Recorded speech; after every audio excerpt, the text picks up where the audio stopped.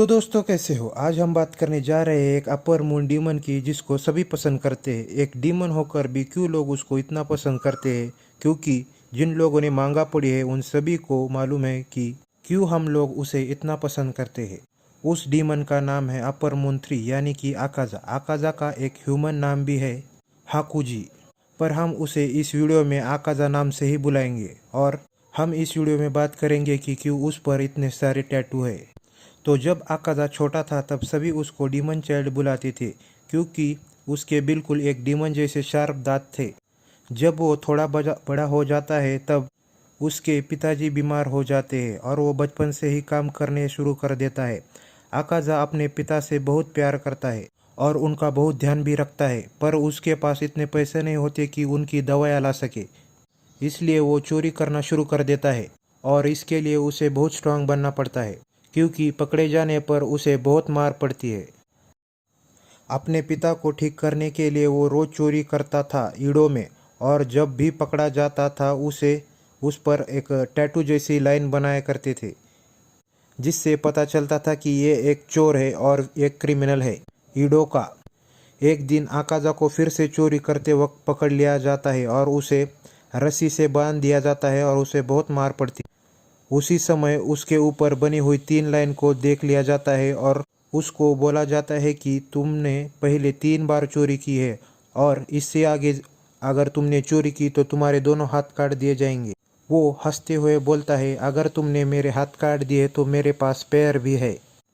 जब वो घर लौट कर आता है, अंदर जाते ही वो देखता है कि उसके पिता ने गले में फांसी लगाकर सुसाइड कर लिया होता है और एक चिट्ठी लिखी होती है जिसमें वो कहते हैं कि बेटा, मेरे लिए तुम अपनी ज़िंदगी मत खराब करो, तुम एक अच्छी ज़िंदगी जी सकते हो और चोरी करना बंद करो। मुझे तुम्हारे चुराए हुए पैसे से ठीक नहीं होना है, तुम्हें परेशान करने के लिए माफ़ कर दो।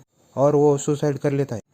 आकाजा बहुत दुखी हो जाता है और खुद को ही कोसने लगता है कि क्या गरीब लोगों को जिंदा रहने का हक नहीं है, और वो सभी लोगों को मारने लगता है जिन्होंने उसको मारा था। वो सभी लोगों को एक पंच में ढेर कर देता है और बोलता है कि वो बहुत खुश होता अगर उसकी जगह अगर उसके पिताजी बच जाते तो।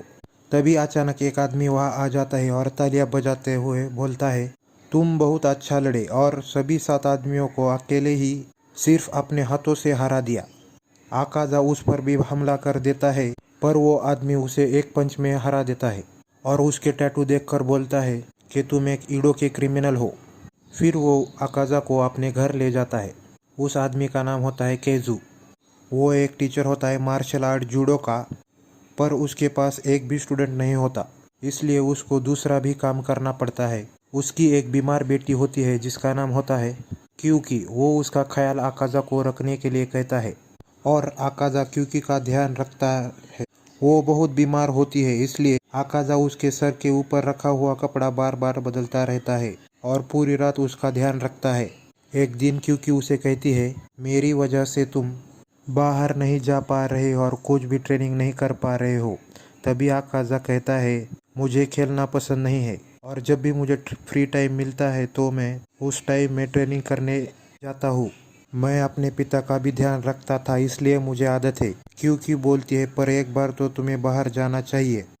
आज एक बहुत बड़ा फायर वर्क होने वाला है, तुम्हें उसमें जाना चाहिए। ऐसा क्योंकि आकाजा को बोलती है। हाँ, हम दोनों जाएंगे, आज नहीं तो अगले साल ज़रूर जाएंगे, ऐसा आकाजा बोलता है। और उस दिन से क्यूकी की तबीयत ठीक होने लगती है। फिर हम लोगों को क्यूजू की बैक स्टोरी दिखाई जाती है कि कैसे उसे वो ज़मीन और डोजो मिला, क्योंकि ना तो वो एक सामुराई था और ना ही कुछ और। उसने एक आदमी को चोरों के ग्रुप से बचाया था अपनी शिरुयू स्टाइल मार्शल आर्ट से।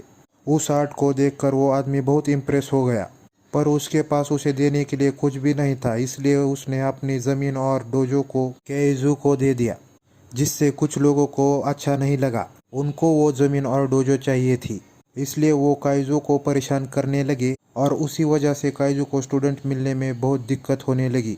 इसलिए वो आकाजा को डोजो मार्शल आर्ट सिखाता था। 3 साल बीत जाते हैं। आकाजा अब 18 का हो चुका है और क्यूकी 16 की हो जाती है और वो अब नॉर्मल हो चुकी है। एक दिन क्यूजो आकाजा को बुलाता है और उसे कहता है कि अब तुम्हें ये डोजो संभालना है और क्यूकी से भी शादी करनी है, क्योंकि क्योंकि तुम्हें पसंद करती है। आकाजा सोचता है कि वो एक क्रिमिनल था जिसको काइजू ने सहारा दिया और उसकी लाइफ चेंज कर दी। और तभी उसे उसके पिता ने कही हुई बात याद आती है कि लाइफ कभी भी चेंज हो सकती है और तुम भी हमेशा खुश रह सकते हो। ऐसा सोचकर आकाजा बहुत खुश हो जाता है और कसम खाता है कि वो अपनी पूरी लाइफ इन दोनों को प्रोटेक्ट करने में लगाएगा। फिर आकाजा अपने पिता के गृह पर जाता है उनको बताने के लिए कि वो शादी करने जा रहा है। उसे वापस लौटते वक्त शाम हो जाती है। आते आते उसे कुछ नर्वस फील होने लगता है और उसे लगता है कि कुछ उसके साथ बुरा होने वाला है।